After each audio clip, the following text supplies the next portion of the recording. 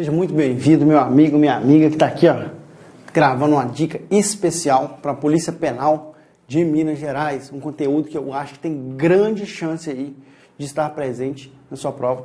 Peguei do edital ali alguns assuntos que nas lives que eu tinha passado que eu falei menos. Eu sou o professor Magno Assis, se você não me conhece, eu acho que nessa altura do campeonato, quem já está estudando na Vale há mais tempo já sabe, mas se você caiu de paraquedas nessa aula, eu sou o professor Magno Assis, vim falar com você sobre direito constitucional, que pode cair na sua prova Polícia Penal de Minas Gerais, um concurso que já está chegando próximo, já está na reta final, e você tem chance aí de haver alguma matéria aqui que tem grande chance de estar na sua prova. Já pensou? Se eu falo aqui um assunto, e esse assunto vai ser a questão que vai te tirar dos não aprovados para os aprovados, ou de fora das vagas para dentro das vagas. Então, uma questão, isso aí só cai pouca questão, isso aí não sei o que. Mas uma questão é o que define se você está ou não dentro das vagas, e todo mundo quer estar dentro das vagas, todo mundo quer ser aprovado. Então, aquela questão faz grande diferença na sua vida.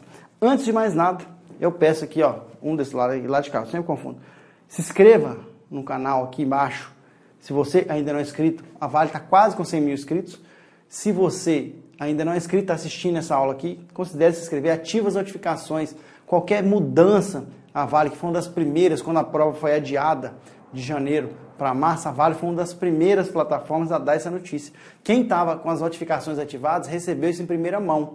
Então, se você quiser saber de tudo que acontece antes de todo mundo, ative as notificações. Isso ajuda muito na sua preparação. Se inscreva no canal, que isso ajuda muito para você ali ao longo da sua carreira de concurseiro, tá sempre sendo notificado de tudo que abre aí nessa questão de concurso. Não só para a Polícia Penal, como concurso a nível de Brasil, a gente posta tudo o que a gente consegue. Então é muito importante que você seja antenado, esquece Big Brother, esquece novela, esquece aí um pouco de rede social de celebridade, foca naquilo que vai te dar um futuro melhor, foca aqui na Vale, que aqui você vai brilhar, eu tenho certeza. Outra coisa, deixe seu joinha nesse vídeo, ajuda muito o nosso canal a mostrar que esse vídeo tem uma relevância, e com o seu like a gente consegue aí um canal cada vez mais recheado de dicas, mais recheado de conteúdos relevantes para sua prova. Mas para isso o YouTube tem que saber que esse vídeo é relevante. Como é que ele sabe disso? Ele vai ter que ir lá ler nos dados que está recebendo uma quantidade de likes de acordo com a visualização. Às vezes a gente tem um vídeo com muitas visualizações e a pessoa empolgada em estudar acaba esquecendo de deixar o joinha. Isso ajuda muito. Deixe nos comentários aqui embaixo qual a sua expectativa para a sua prova, qual a cidade que você vai fazer a prova, de qual cidade você está falando e qual aí é o professor que você gostaria que tivesse do seu lado no dia da prova. Eu gostaria que tivesse professor de português, porque eu tenho dificuldade de português. Eu gostaria que tivesse professor de matemática, professor Dênia, professor Angélica, ou professor Fraga. Eu gostaria que tivesse professor X aquilo.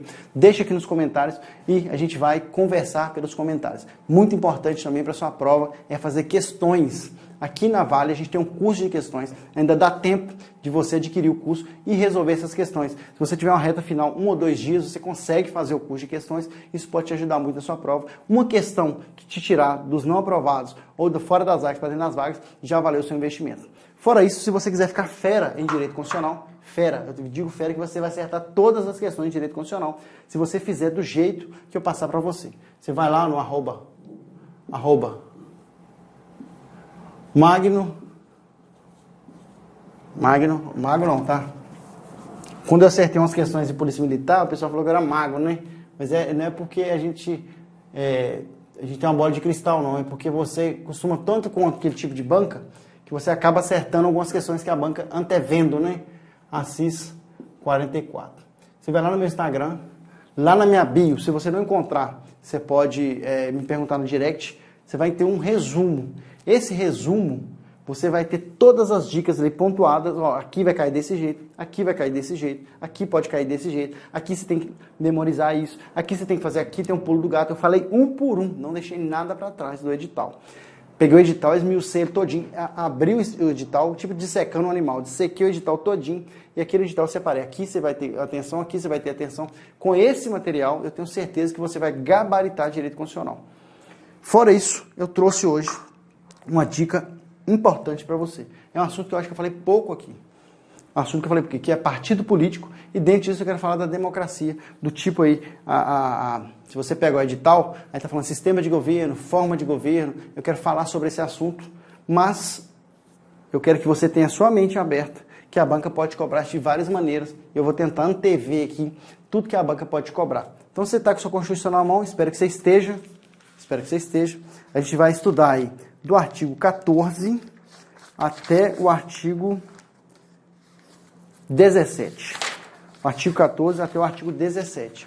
Esse artigo 14 até o artigo 17 tem chance de cair na sua prova? Tem. Tem chance de cair o artigo 5º maior. Artigo 5º e artigo 144 vai cair na sua prova. Agora, o artigo 14 ao artigo 17 pode ter uma ou duas questões. E uma ou duas questões parece pouco, mas isso faz total diferença na sua aprovação. Eu vejo sempre o candidato, aquele que fica mais triste, não é aquele candidato que errou por 10 questões, é aquele candidato que errou por causa de uma questão. Essa pessoa que ficou para trás por causa de uma questão, ele chora a vida toda. Então, não quero que você seja essa pessoa. Então, às vezes, você negligencia um assunto justamente por ele cair pouco. E acaba que aquele assunto, por cair pouco, é que divide quem é aprovado de quem não é aprovado. Porque coisas de artigo 5º, de artigo 144, um monte de gente acerta. Agora, coisas de artigo 14, artigo 17, artigo 15, 16, muita gente deixa para trás. Como muita gente deixa para trás, é a sua vez de fazer a diferença em direito constitucional. E eu espero que você gabarite direito constitucional. Então, para você começar a entender o tipo de democracia que nós temos. Nós temos uma democracia chamada de democracia representativa.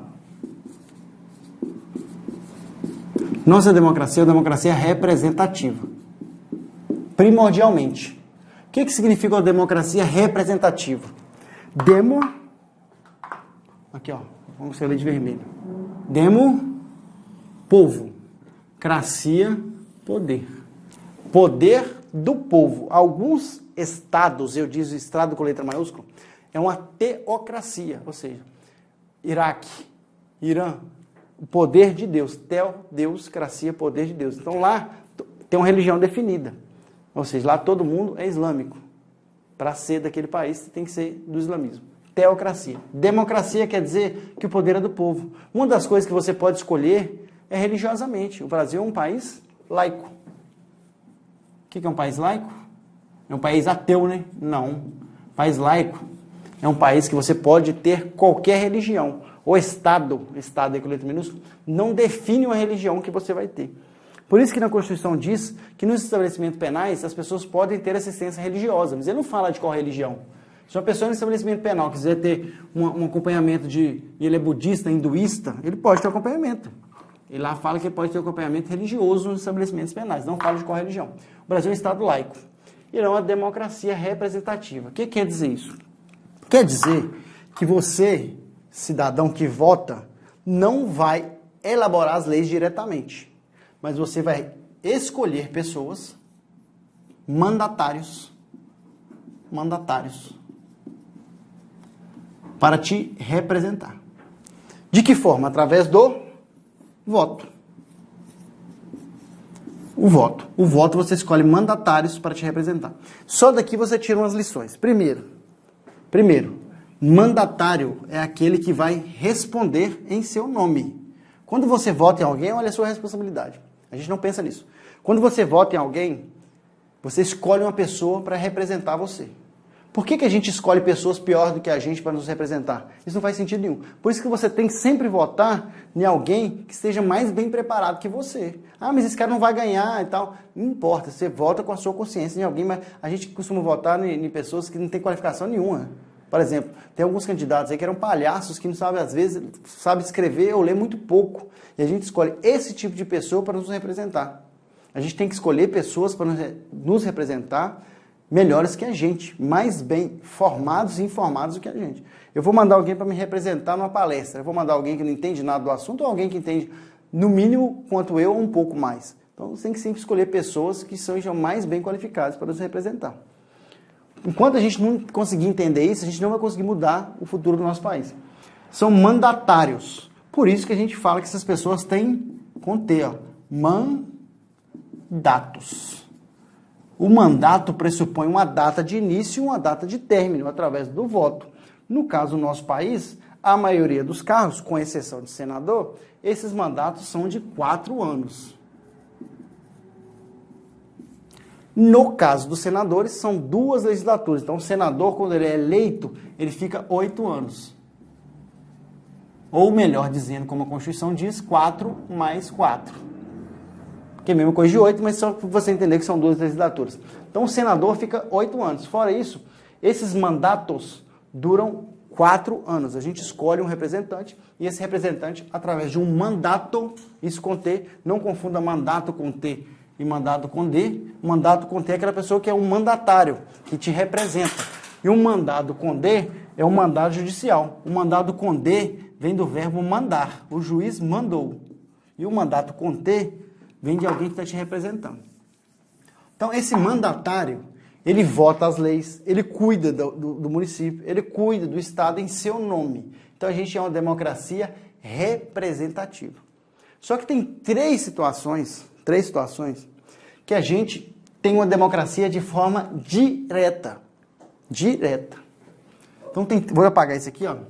A gente tem 3 situações em que não são os mandatários. 3 situações em que não são as pessoas que a gente escolheu que vai decidir. Então a gente tem 3 situações, 3 exceções à democracia representativa. Ela passa a ser uma democracia direta nessas 3 exceções. Essas 3 exceções é o plebiscito, o referendo e a iniciativa popular.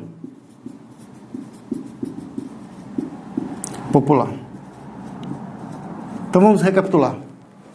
Nós estamos numa democracia representativa. Você vota de forma direta, o voto é direto. O voto é direto. A democracia é indireta, que é a mesma coisa de representativa. Você vota de forma direta, ou seja, não é uma pessoa que vota para você, você vai lá diretamente na urna eletrônica e vota. Para escolher alguém para te representar indiretamente. Quando você vota num deputado federal, esse deputado vai te representar de forma indireta. Você votou nele diretamente, muito cuidado com isso, para você não confundir o voto direto com a democracia indireta. Só que tem 3 situações, a doutrina traz essas situações que não deixam de ser uma democracia indireta, porque é raro acontecer isso aqui, em que essa democracia vai ser exercida de forma direta.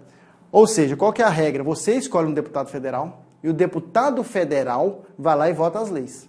Você escolhe um senador e o senador vai lá e vota as leis. Então tem 3 situações que as leis não vão ser votadas por eles, ou necessariamente vão ser consultadas na população. As 3 situações que o artigo 14 traz é o plebiscito, referendo e a iniciativa popular. E aqui eu quero chamar a sua atenção para o artigo 14. Ó. A soberania popular será exercida pelo sufrágio universal, pela escolha universal. A gente escolhe todos os nossos representantes. E pelo voto direto e secreto. Então, o voto, não confunda voto com democracia. O voto, ele é direto e secreto. Parece comum falar isso pra gente, mas em alguns países, como os Estados Unidos, o voto não é direto. Você elege delegados e esses delegados elegem o presidente. No Brasil, o voto é direto, você vota diretamente no seu candidato, tanto para prefeito, quanto para vereador, quanto para deputado. Nos Estados Unidos é diferente, o voto é indireto. Aqui o nosso voto é direto e secreto. Tem a palavra obrigatória aqui? Não, aqui não, mas mais embaixo tem. Então, se o CAPT colocar que o voto é obrigatório para todos, está errado, porque ele é facultativo para algumas categorias, alguns tipos de pessoas. Então, o nosso voto é direto e secreto. O voto é direto, a democracia é indireta. Não confundam uma coisa com a outra. Então, são 3 exceções que a nossa democracia vai ser direta. Nessas 3 exceções, a democracia vai ser direta. Essas 3 exceções tratam o seguinte, ó, com igual valor, voto direto e secreto, com igual valor por todos, e nos termos da lei mediante. Ou seja, você vai escolher os seus representantes, mas nos termos da lei vai ter 3 situações que vai ser de forma direta. O primeiro é o plebiscito. Antes eu colocava o S aqui, ó, eu falava plebiscito, mas não é plebiscito. O S é aqui, ó. Plebiscito. Ele é uma consulta prévia. Como é que eu vou lembrar disso aqui, ó? Lembra do P e vem de prévia, é uma consulta prévia à população. São todas consultas à população. Exemplo, quero fazer uma lei, quero modificar uma lei. Vou consultar a população antes para ver o que ela acha. Qual que é a regra? Não, vou votar no Congresso, na Câmara dos Deputados, no Senado e vou aprovar essa lei federal. Essa é a regra da democracia representativa indireta. Mas não, depende da lei, eu quero saber a opinião da população antes de elaborar essa lei. Exemplo, o Brasil quase se tornou parlamentarista uma época. Consultar a população se queria continuar no presidencialismo ou se queria mudar para o parlamentarismo. Essa consulta foi uma consulta prévia, através de um plebiscito. Quem é mais novo aí não vai lembrar, mas é do mesmo jeito de um voto de um presidente. Antigamente não era na urna eletrônica, era um papelzinho, votava o seguinte: você quer 1, presidencialismo ou 2, parlamentarismo? Ou, eu não sou dessa época também, não estou falando aqui, mas não sou. Ou assim, você concorda com o presidencialismo continuar assim ou não? Ou você concorda com o parlamentarismo entrar sim ou não? Mas foi uma consulta prévia. Antes de se elaborar essa lei, antes de mudar a Constituição, mudar tudo, eles perguntaram à população. Se é antes, pode ser através de um plebiscito. Qual que é a regra? Mudar as leis através dos nossos representantes, deputados, senadores, prefeitos e por aí vai. Qual que é a exceção? Consulta a população de forma antecipada. Consulta prévia, plebiscito. Tem outra forma de consultar a população. Essa consulta é posterior. Consulta posterior. Como é que essa consulta posterior ela é feita? Através de um referendo. Referendo é depois. Exemplo, Estatuto de Desarmamento. Faço uma lei e quero saber o que a população acha dessa lei, antes dela entrar em vigor. Então eu faço um referendo. Ou eu posso fazer também numa lei que já entrou em vigor e está tendo polêmica. Então eu faço um referendo. Como é que esse referendo é feito? Consulta posterior. A lei já está pronta. A lei já está pronta, eu faço um referendo. Esse referendo eu vou consultar a população, mostrar a lei é essa. O que você, população, acha? O que você, cidadão, acha? Eles vão às urnas votar se você concorda ou não com essa lei. A diferença de um para o outro é que o plebiscito é antes da lei ser feita e o referendo é depois da lei ser feita. Se um é antes e o outro é depois, o que seria a iniciativa popular? Aqui ó, é diferente. A lei aqui nasceu no legislativo, ou pode ser até uma lei que nasceu no poder executivo, mas é uma lei que nasceu no Estado e vem para a população antes ou depois para votar. A iniciativa popular, o nascimento da lei já é na população. A lei da ficha limpa, por exemplo. Tem lá um quórum que tem que pegar as assinaturas e a lei nasce no povo. Ou seja, a lei nasce cá embaixo, cá na gente. Então, por isso que a gente chama de 3 exceções para a democracia indireta. 3 exceções que essa democracia vai ser exercida de forma direta. Um é antes, consulta antes, outra consulta depois e outra lei já nasce no seio da população. São essas 3 exceções que o artigo 14 nos traz. E a gente vem aqui, vamos andando comigo, a gente tem 18 minutos de aula, não tem muita coisa que a gente dá para falar. O que você tem que saber, então, sobre o voto? Segue comigo no artigo 14, que a intenção nossa é ir até o 17, mesmo que a gente tenha que passar mais rápido por alguns artigos e incisos. Lembrando que se você não é inscrito no canal, considere se inscrever, ativa as notificações e comenta aqui embaixo se você já sabia de todo esse assunto de cabeça. Magna644, me adiciona lá no Instagram, tem lá o link da minha bio, o meu resumo. Dá tempo ainda de você estudar. O alistamento eleitoral são, aí eu tenho os alistamentos eleitorais, os votos obrigatórios, os votos facultativos e as pessoas que não podem votar. Tem uma aula de Vale Tudo, não sei se ela já foi, se ela não foi, eu falei isso também. Mas na aula de Vale Tudo eu só citei. Aqui você vai entender um por um. Então vamos lá. O alistamento eleitoral e o voto são obrigatórios para os maiores de 18 anos. Então, ó, eu vou escrever contra cor, o pessoal reclama muito do azul, né? Fala que o azul fica ruim de ver na câmera. Então vou colocar esse azul de lado aqui. Vou tomar água aqui. E a gente vai escrever de vermelho e preto. O voto, ele é obrigatório no Brasil. Lembre-se que a palavra obrigatório não está no caput do artigo 14, está aqui. A quem tem mais de 18 anos. E o voto ele é facultativo. O que é o voto facultativo? A pessoa pode escolher entre votar ou não. Para os analfabetos, os maiores de 70 anos, eu quero chamar sua atenção para 70, não é 60, mais de 70 anos, e entre 16 e 18. Esse é o voto facultativo. Pode votar se quiser. Se não quiser, não vota. E a gente tem os votos proibidos. Vamos colocar aqui vedados, né? No Vale Tudo eu já falei proibido, aqui eu vou falar vedado. Vedado. O que é vedado? Proibido. O que é defeso? Ó, cuidado, hein? O que é defeso?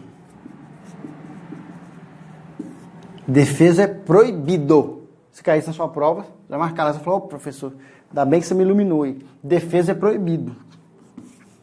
O que é a palavra prescindível? Nunca ouviu falar, professor. Cai na prova, tá? Prescindível. Você não sabe o que é prescindível, não sabe? Mas você sabe o que é imprescindível, não sabe? Isso te ajuda muito na hora da prova. Imprescindível é aquela coisa que é indispensável, não é? Então vamos lá. Imprescindível é igual a indispensável. O imprescindível é indispensável. E o prescindível é a mesma coisa que dispensável.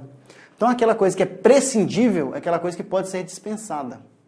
Exemplo. É imprescindível que você, para votar, que você tenha alistamento eleitoral. Você não faz 18 anos e vai lá e fala assim, aí, eu vim cá votar. Você, antes de ir lá votar, você tem que ir lá no alistamento eleitoral. Ou seja, fazer o seu título de eleitor. Mostrar em qual seção, em qual zona que você vai votar. Você não chega lá e fala assim, eu já tenho 20 anos, eu já posso votar, tem 2 anos já que eu já posso votar, eu cheguei aqui para votar. Você não chega num lugar de votação e faz isso. Então é imprescindível que você seja listado eleitoral para ser um votante, para votar. Então se a banca colocar a palavra prescindível, falar que ela é dispensável, você vai marcar como incorreto. Então prescindível é tudo aquilo que é dispensável.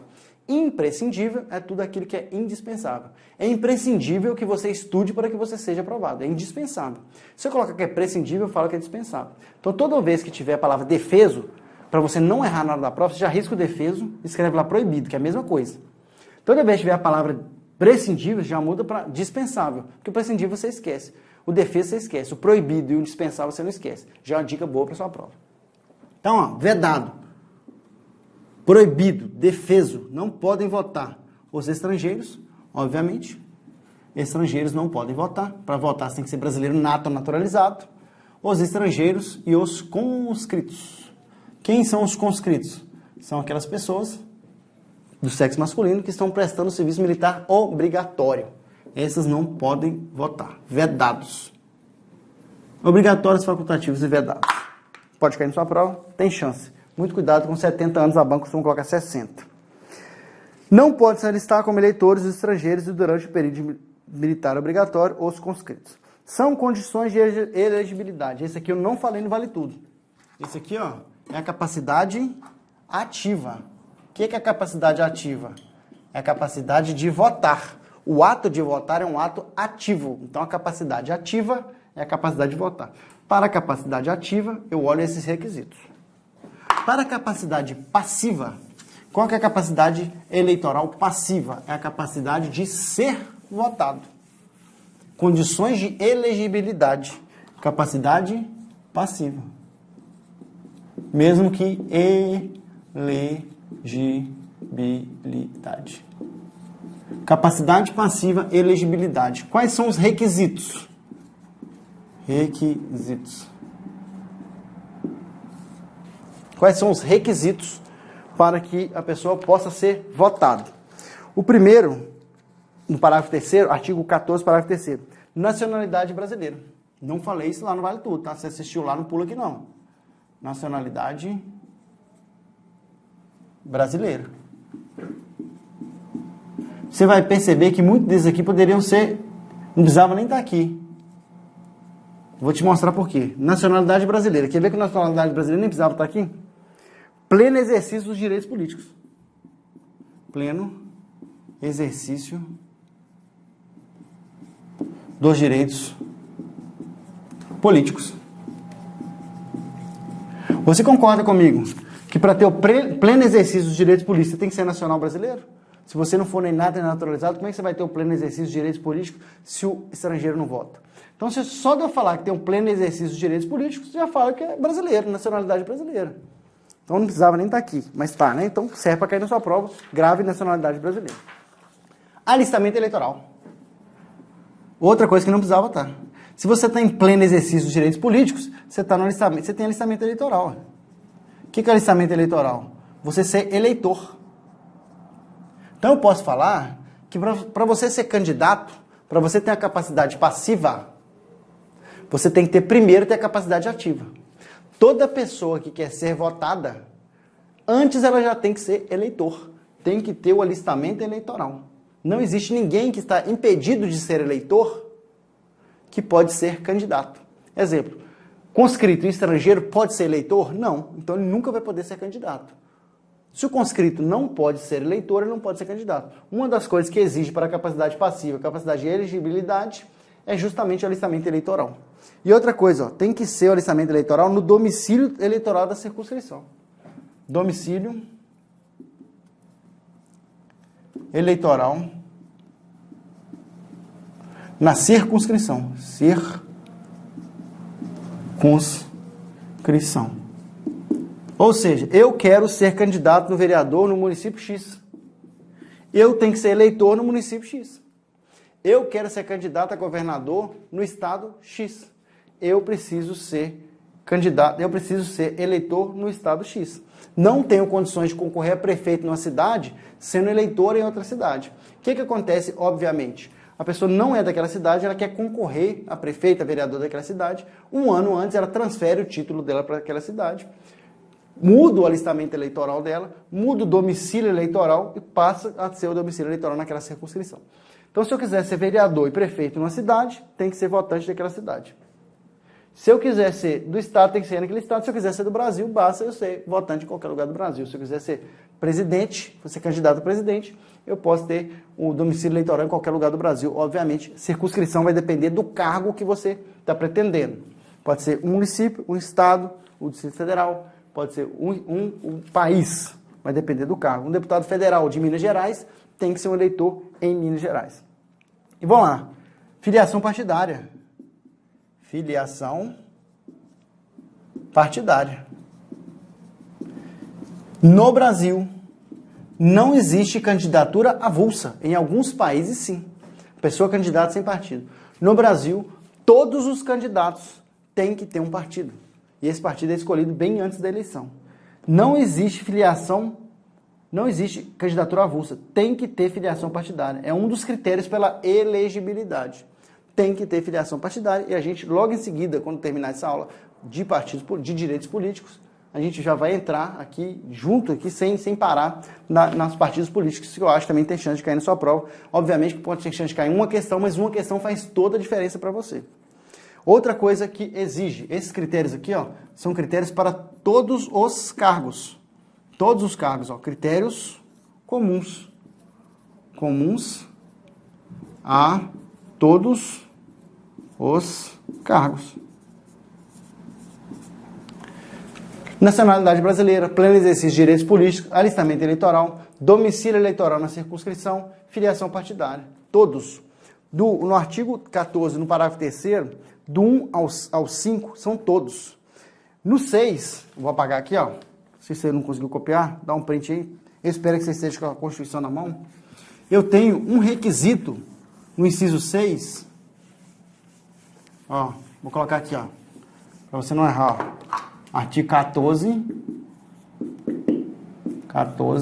parágrafo 3º. Se você está assistindo esse vídeo até agora e não é inscrito no canal, considere se inscrever, ative as notificações, deixe um comentário aqui embaixo, deixe o seu joinha. Se até agora, dedo torto, professor, até agora você não deixou seu like, ó, um dedo desse aqui torto, você vai deixar seu like, ó. Deixe seu like, ajuda muito o nosso canal, beleza?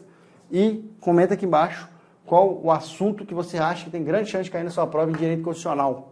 Ative aqui embaixo as notificações e fala o professor que você gostaria que tivesse do seu lado no dia da prova. Eu tenho certeza que a maioria vai falar ou matemática, ou português em raciocínio lógico, ou talvez a legislação mais específica. Então, beleza, vamos lá.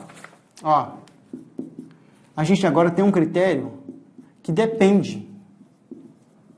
Os outros é comum para todos os cargos. Ah, eu quero ser prefeito, quero ser vereador, quero ser deputado, quero ser presidente, quero ser governador.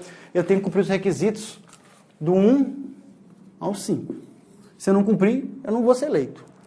O 6 vai depender do cargo, que é um critério de idade. Idade contra cargo. Alguns cargos, algumas idades diferentes. Então, eu tenho aqui, ó, idade. Vamos colocar até de outra cor aqui, ó. Idade, X, cargo. Isso eu falei lá na aula de na aula de Vale Tudo, mas aqui eu vou reforçar com você, porque a gente já tem que seguir a sequência para chegar em partido. Idade barra cargo. 35, vamos colocar as idades aqui, ó. É o telefone, 35, 30, 21, 18. Cargo para ser eleito. 35, 30, 21, 18. Telefone para eleger. Ó, vamos ver se eu consigo desenhar um telefone aqui. Ó. Péssimo, né? Péssimo desenhista. Vamos desenhar aquele símbolo do telefone, ó. Telefone para se eleger. Qual o telefone?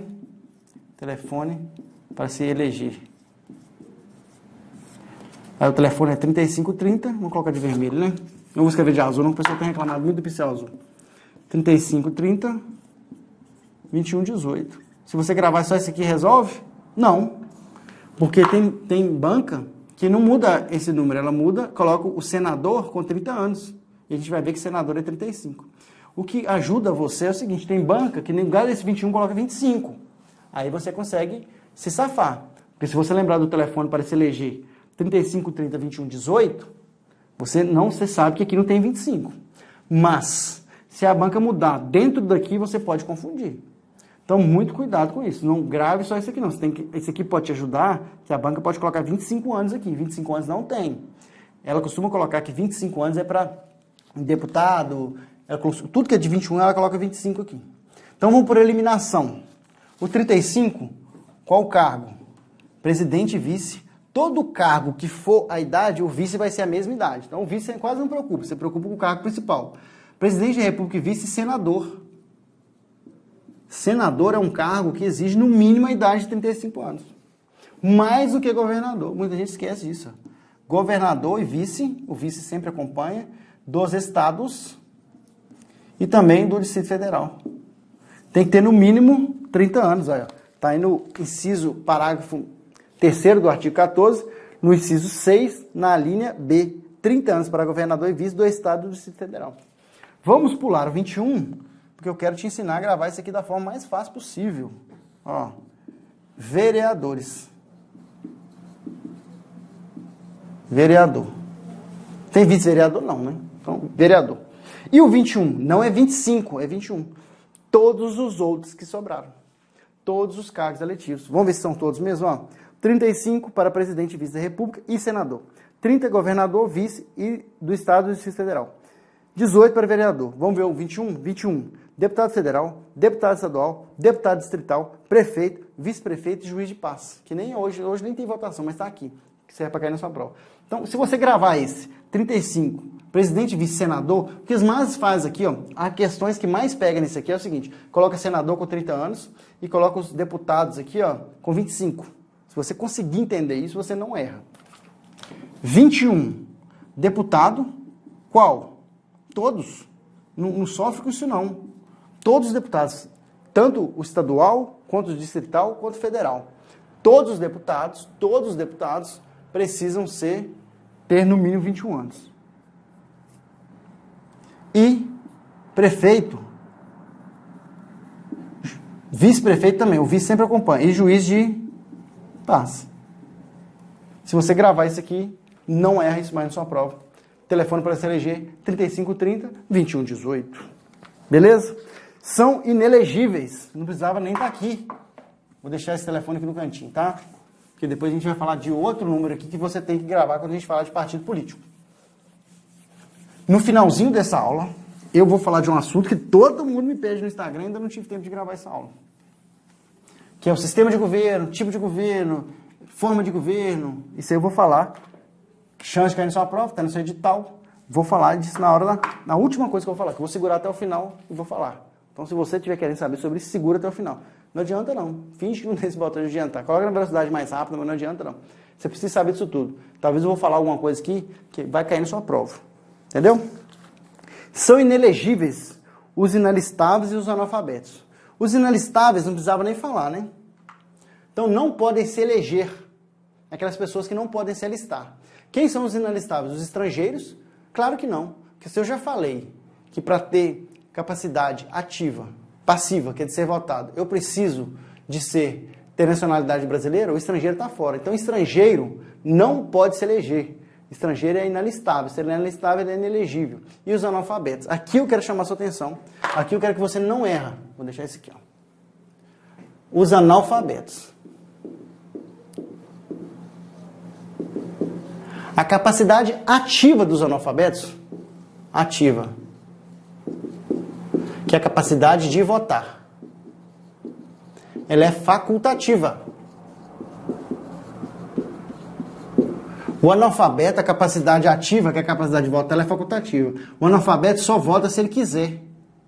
A capacidade do analfabeto passiva, ou seja, a capacidade de ser votado, ela é proibida. Não pode. Olha o que está dizendo aí, ó. São inelegíveis, ou seja, não podem se eleger. Inelegível, é proibido. O analfabeto é proibido de ser eleito. O analfabeto. Ah, mas tem o Tiririca. O Tiririca provou que ele não era analfabeto. Ele tinha que fazer uma prova lá mostrando que ele sabia ler e escrever. Se um analfabeto, porventura, for eleito e aventar essa hipótese que ele é analfabeto, vão fazer um teste nele se ele sabe ler e escrever. Se ele for considerado analfabeto, ele não pode ser eleito, ele não vai ser diplomado. Então vamos lá, pra você entender. Analfabeto. Votar ele pode? Pode. É obrigado? Não. Ser votado ele pode? Não. Ele não pode ser eleito. Não vou nem falar a palavra ser votado. Ele não pode ser eleito. Proibido de ser eleito. Ou seja, resumindo, ele é inelegível. Inelegível. Ou seja, o que é inelegível? Aquela pessoa que não pode ser eleita. Analfabeto pode votar se quiser, não pode ser eleito. Inelegível. Muito cuidado com isso. Muita gente faz confusão. E o maior de 70 anos? Não é analfabeto, ele tem mais de 70 anos.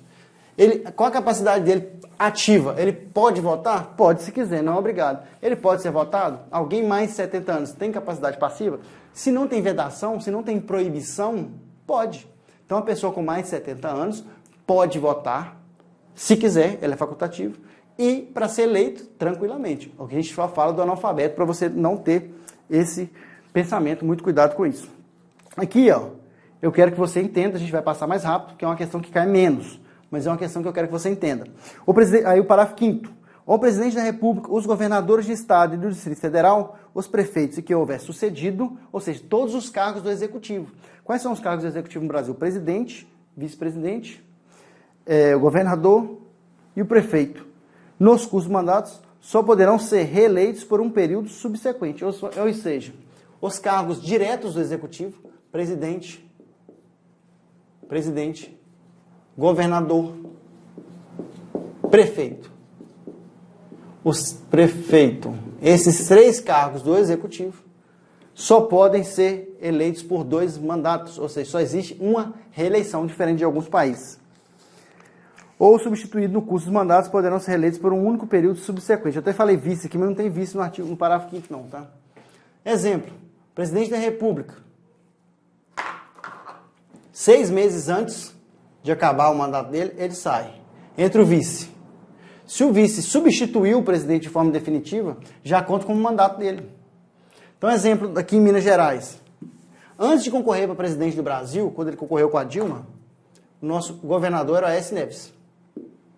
O vice-governador era a Anastasia, Antônio Anastasia. Esse é o exemplo que eu quero que você grave, Anastasia.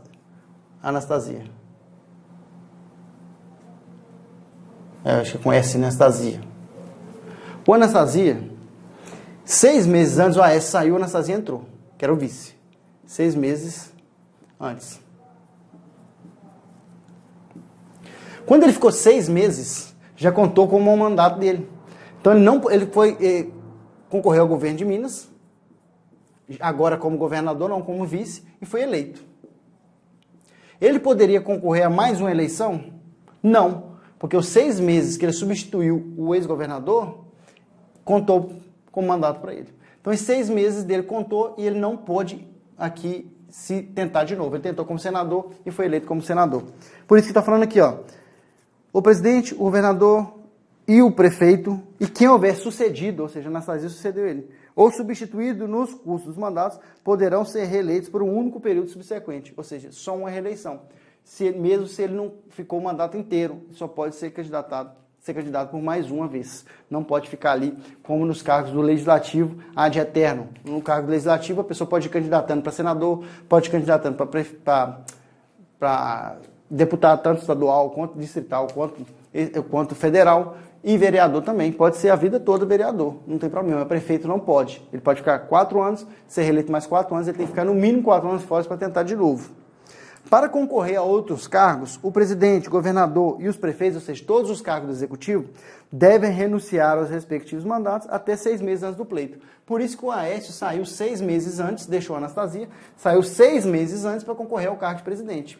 Ele tem que sair 6 meses para concorrer a outros cargos. Deve renunciar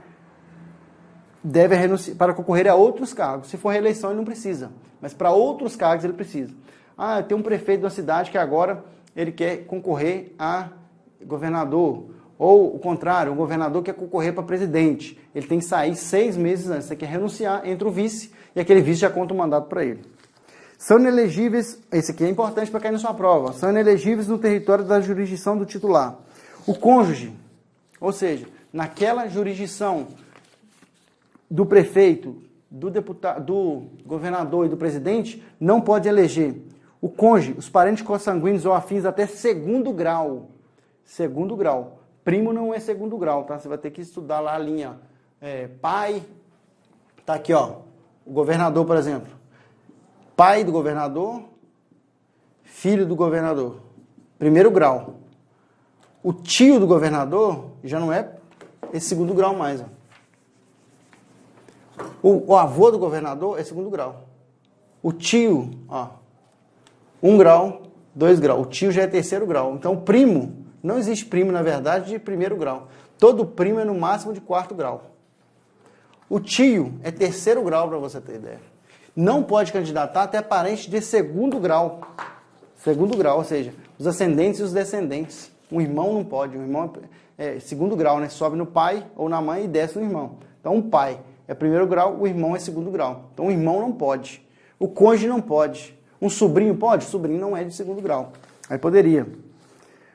Ou por adoção. Filho por adoção, não precisava nem estar aqui. Filho por adoção, filho é do mesmo jeito. Do presidente, do governador e do Distrito Federal e do prefeito. Ou seja, todos os cargos do executivo, cônjuge, parentes até 2º grau, não podem se candidatar na mesma circunscrição. Não podem. Salvo se eles forem reeleitos. Exemplo, eu sou prefeito de uma cidade. Meu filho já é vereador. No mesmo dia que eu ganhei para prefeito, ele ganhou para vereador. Aí tem a próxima eleição. Um outro filho meu não pode ser candidato a vereador naquela circunscrição. Mas se ele já está concorrendo à reeleição, ele pode. Isso é para evitar que a influência daquela pessoa, do executivo, do prefeito, do governador e do presidente, influencie na votação dos filhos. Se o filho estiver concorrendo à reeleição, ele pode, naquele mesmo cargo. Se o filho quiser concorrer a outro cargo nessa mesma circunscrição, ele não pode. Exemplo, Rosiana Sarney. O pai dela era senador pelo Maranhão. Ela queria ser governadora. Ela não poderia, porque o pai dela era senador. O pai dela era governador. Ela não poderia, ela foi lá no Amapá e concorreu lá no Amapá. Aí poderia. Naquela circunscrição, não pode. Numa circunscrição diferente, pode. Qual a circunscrição do Brasil? É tudo. Qual a circunscrição daquele estado? Somente naquele estado. Entendido isso aqui? É mais difícil de cair, mas se você entender, você não erra na hora da prova. O militar alistável é elegível, atendidas as seguintes condições. Então, o militar, se o militar for alistável, os conscritos não. Mas o militar normal, sem ser os conscritos, ele pode ser votado. Mas tem 2 condições e isso pode cair na sua prova. Se o militar tiver mais de 10 anos de efetivo serviço e se tiver menos de 10 anos. Se ele tiver mais de 10 anos, o que a lei diz? Se contar, o inciso 2 de uma vez, se contar com mais de 10 anos de serviço, será agregado pela autoridade superior e, se eleito, passará automaticamente no ato de diplomação para a inatividade. Mais de 10 anos, ele vai ser agregado, ou seja, ele não vai ficar no quadro lá de acesso da polícia ou dos militares, ou que seja um quadro das Forças Armadas, a gente está falando de militar aqui no sentido geral, vai ser agregado, e se eleito, ele vai passar para a inatividade, no ato da diplomação. Inatividade. No dia que ele for diplomado, no ato da diplomação, não é da posse, da diplomação, ele vai ser para a inatividade. E o que o menos de 10 anos fala no inciso 1? deverá afastar-se da atividade.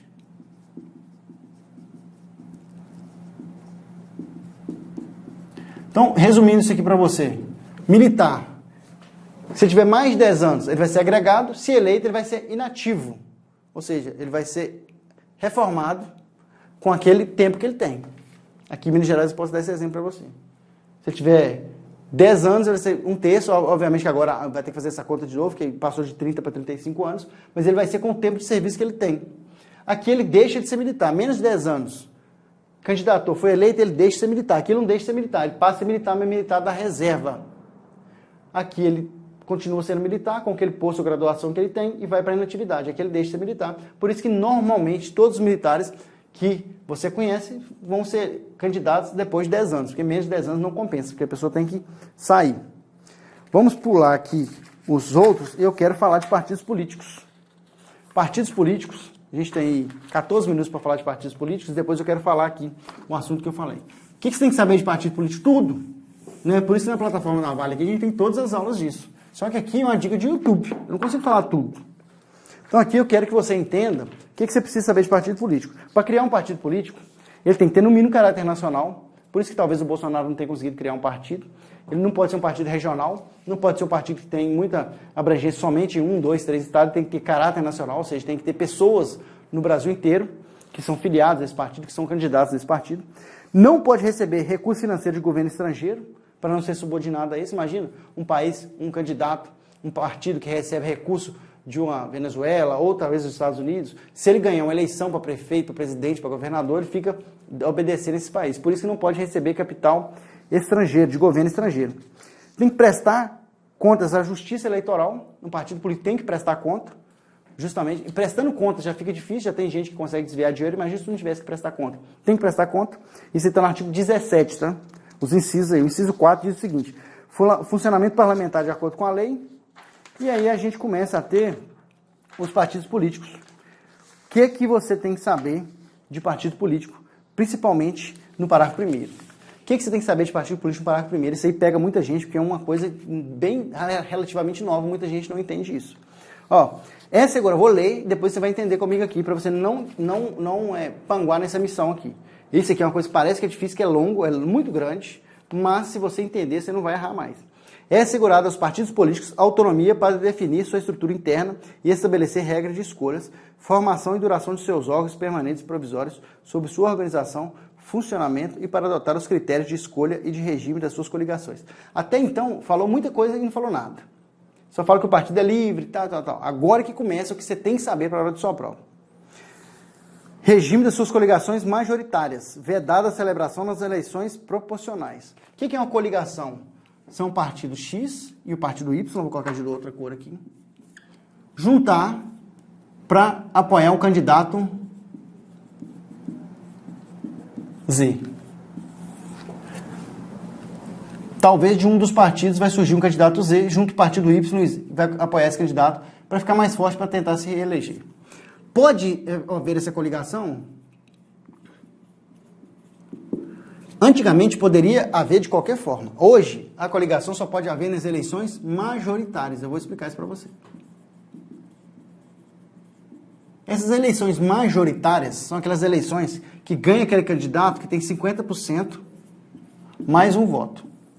São todos os cargos do executivo, ou seja, prefeito, governador, todos os governadores, e os presidentes da República. Ou presidente e o vice da República, né? Ou presidente e o vice da República. Todos esses cargos do Executivo são eleições majoritárias. 50% mais um. No Legislativo não acontece isso. Quem ganha para vereador não é aquele vereador que teve mais votos. Quem ganha para deputado estadual não é aquele deputado estadual ou federal ou distrital. Não é. Então o voto ele é proporcional ao quórum do partido. Se você não entende isso, para sua prova não se preocupa, depois você procura entender. Tem aula aqui explicando sobre isso, não vou entrar nesse detalhe por causa do nosso tempo. Então, nos cargos do Executivo, todos são da eleição majoritária. Só que tem um cargo do Legislativo que é a eleição majoritária, que é o cargo de senador. Quem ganha para senador é aquele pessoa que teve 50% mais um dos votos. E o Senado, ele renova eleição sim e eleição não, 1/3 ou 2/3. Numa eleição para presidente e governador, você vota em um senador e na próxima eleição você vota em 2. De forma que aquele senador que ficou 8 anos e no próximo ele não precisa se candidatar novamente. Então, um senador fica 8 anos, 2 legislaturas. Entendido isso aí? Senador é uma eleição majoritária. O que isso quer dizer? Quer dizer que esse partido XY pode juntar 2 partidos para apoiar um candidato Z, desde que esse candidato seja candidato a presidente, candidato a governador, candidato a prefeito ou candidato a senador. Eleições majoritárias. Se for eleição proporcional, coloca aqui, proporcional. Ou seja, vereador, deputados em geral,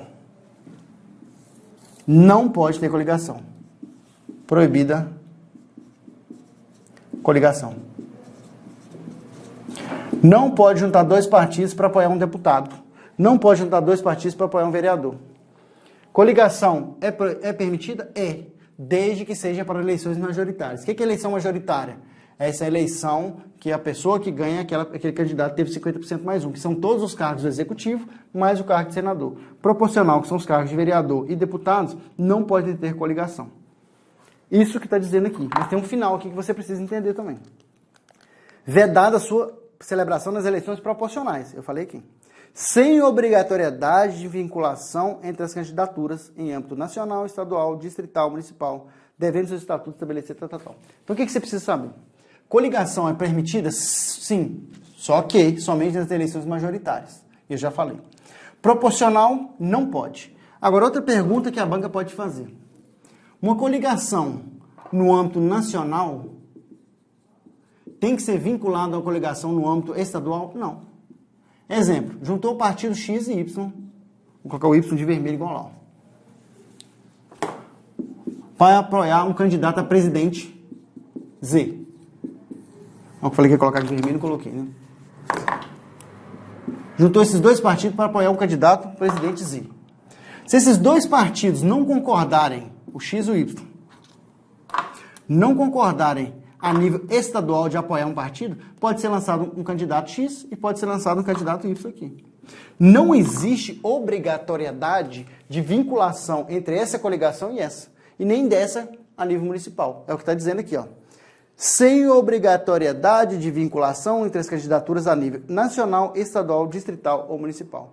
Ou seja, 2 partidos podem se unir para tentar eleger um presidente, porque a coligação pode dar majoritário. Mas esses 2 partidos necessariamente não têm que ser os mesmos numa eleição de governador.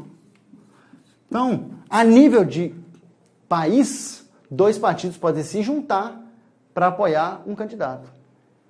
Mas, necessariamente, não precisa fazer a mesma coisa a nível de governador. E o contrário também pode acontecer. 2 partidos apoiar um governador e, ao mesmo tempo, os 2 partidos aqui serem concorrentes, serem aliados aqui e serem concorrentes a nível nacional. Não precisa haver vinculação entre a candidatura e outra, desde que ela seja majoritária. Ou seja, 2 partidos podem juntar para eleger um senador e na hora de eleger um presidente, eles serem antagônicos, eles serem concorrentes. Então, não existe vinculação entre uma candidatura e outra, entre uma coligação e outra. Não existe. Então, vamos lá. Coligação pode? Sim. A resposta é sim, desde que seja eleição majoritária. Na proporcional não pode. Essa coligação tem obrigatoriedade de vinculação? Não tem obrigatoriedade. Entendido isso aí? Se você entender isso aí, você não erra mais. Sobre quem tem direito ao fundo eleitoral, eu quero que você dê uma lida, porque isso aí mudou, tem pouco tempo, também pode cair na sua prova. Tem aí, inclusive, uma de 2021, o artigo 5º. O parágrafo 5º do artigo 17. Esse eu quero que você dê uma lida com o tempo. Eu vou te falar o outro telefone aqui para você saber. Pro partido político ter acesso ao fundão, que é esse que está sendo polemicamente votado aí, né? Esse fundo partidário, que é esse dinheiro público que os partidos têm direito para se eleger, concordando ou não, os partidos têm esse direito constitucional. Se for para mudar, tem que mudar a Constituição. Foi eles mesmos que votaram, por isso geralmente que tem, né? Quando a gente vota na própria lei, a gente faz a lei que a gente quiser. Então o que eles fizeram? Somente terão... outra coisa, o parágrafo 2º você tem que saber. Os partidos políticos, após adquirirem personalidade jurídica, registrarão seus estatutos no TSE. O partido político tem que ser registrado no TSE, Tribunal Superior Eleitoral, não é TRE, tá? O partido político, eu não falei que ele tem que ter caráter nacional? Você tem que ter caráter nacional, tem que responder para o TSE. O TRE é regional. O partido político responde, aciona o TSE. Ó. Partido político tem que ser registrado o estatuto no TSE. Não existe partido político que registre seu estatuto no TRE. Porque o partido político tem que ter caráter nacional, então tem que ser o TSE, Tribunal Superior Eleitoral. Outra coisa que você tem que saber, ó. Como o partido político tem acesso ao fundão ou à rádio e à televisão, ele tem que, na Câmara dos Deputados, vai olhar a Câmara dos Deputados, ele tem que ter 3%, isso aqui, ó, é outro telefone que eu quero, 3% dos votos válidos, ó. 3%, distribuídos em pelo menos 1/3 das unidades da federação, 1/3 das unidades da federação, por isso a gente chama de UF, né, unidades da federação, com no mínimo 2% dos votos válidos. Se você gravar esses números nessa sequência, eu estou partindo de uma lógica que você só está revisando. 3% dos votos válidos em no mínimo 1/3 das unidades da federação, distribuído em 2%. Ou ter eleito 15 deputados federais. E aqui, ó, eu quero chamar a sua atenção para esse ou aqui. Olha o ou aí, olha no final do artigo 17, parágrafo 3º, inciso 1. Tem um ou. É um ou outro, não é um e outro, não. Tiver elegido pelo menos 15 deputados federais, distribuídos em pelo menos 1/3 das unidades da federação. 1/3 das unidades da federação. Ô, professor, como é que eu vou gravar isso aí tudo? Aí você vai fazer outro telefone aqui, ó. Telefone para receber o dinheiro do fundo partidário. Outro telefone. Fundão, vou colocar aqui, ó. Telefone pro dinheiro. Você vai colocar, ó, 3113. 3113. Vou colocar mais espaçado aqui, ó. 3113. 1513. 1513. 31. Esse 3% dos votos válidos em pelo menos 1/3. Ó, aqui, ó. Eu estou copiando tudo aqui, né? 31, 32. Vou apagar aqui, peraí. 31, 32, 15, 13, é isso. Eu não sou muito fã de mnemônica, quem é meu aluno sabe. 3% dos votos válidos em no mínimo 1/3 das unidades da federação, distribuída em 2%. Ou 15 deputados em pelo menos 1/3 das unidades da federação. Então, o telefone para se eleger, 35, 30, 21, 18, tem a ver com idade. Aqui tem a ver com porcentagem, 31, 32, 15, 13, sendo 3%, 1/3, 2%, 15 e 1/3. É difícil de lembrar? Não, mas você vai ter que decorar. Infelizmente, isso aqui vai ter que decorar, é uma coisa nova para você saber. Dito isso, agora eu vou falar um assunto nos últimos 2 minutos que a gente tem aqui. Você vai gravar isso aqui para a hora da sua prova, tem chance de cair. Você vai gravar assim, ó, fogo na República.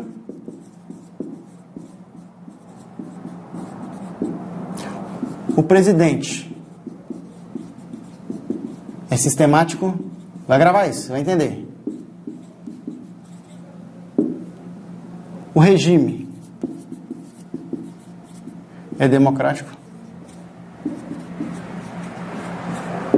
E você vai colocar aqui, ó.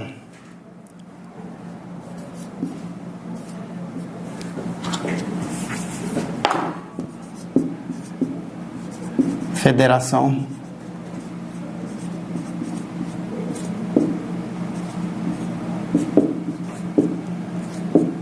FE. Se você gravar isso aqui, você consegue resolver a questão lá que está no seu edital, forma de governo, forma de Estado. Você vai gravar aqui, fogo na República. Forma de governo é República. Forma de governo. Então, se a prova te perguntar qual a forma de governo no Brasil, você vai falar que a forma de governo é a forma República. O que é República? Res vem de coisa, né? Coisas públicas. Tudo que não tem dono é de todo mundo. República. O presidente é sistemático, quer dizer que o nosso sistema de governo, esse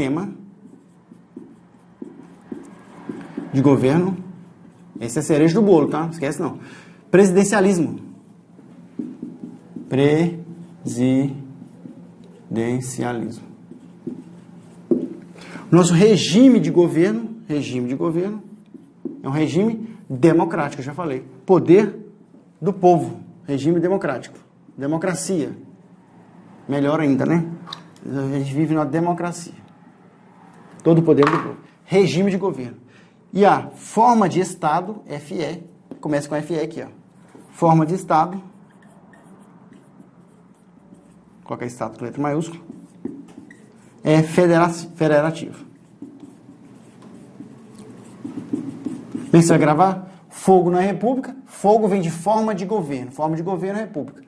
Sistema de governo, você lembra do presidente sistemático.